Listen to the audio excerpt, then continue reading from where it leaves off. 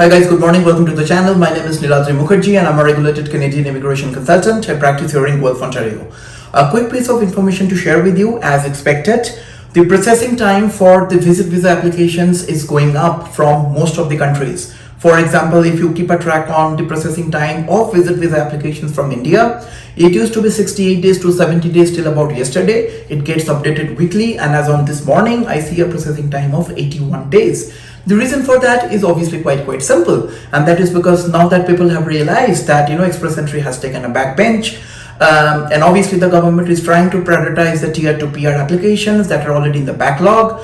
The processing, the more and more number of people are trying to get to Canada as a visitor, because that is the shortest and in some ways one of the easiest way to get to Canada, at least, and to meet employers if that is a requirement. And hence I would definitely expect the processing time to go up even further. So if you are somebody that is willing to visit Canada anytime soon as a visitor, then probably it's the time to start those applications rather than waiting, because at least in the first few months of 2022, if my assumption is correct, the processing time is only going to go up for temporary resident visa applications, particularly those who are trying to visit Canada from countries where the number of applications itself is quite high. Those countries could be India, Pakistan, Bangladesh, Philippines, or even United Arab Emirates. So make sure you start your application on time, and as I've already said, the processing time that you see on the on the RCIC on the portal also gives you a sort of a caveat saying that the processing times is valid for applications after biometric and for completed applications. The term completed applications is very important,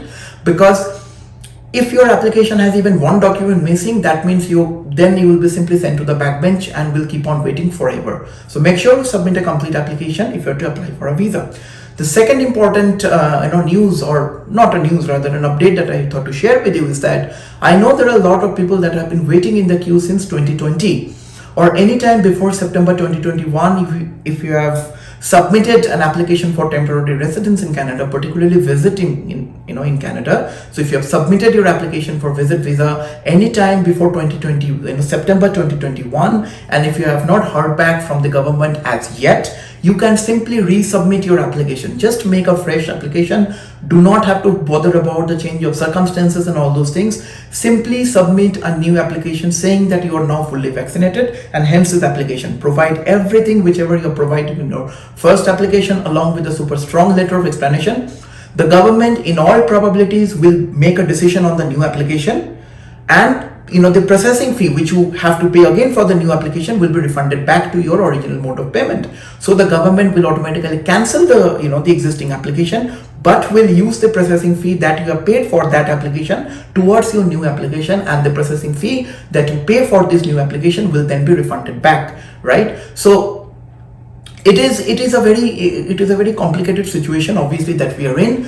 But if your priority is to visit Canada sooner, you have to make a new application sooner, regardless of the fact whether you have made an application sometime or anytime before September 2021. If you need my professional assistance, let me know. Send me an email, contact@nuvonation.ca. Shall be glad to connect with you. Thank you, and see you in the next video. Bye.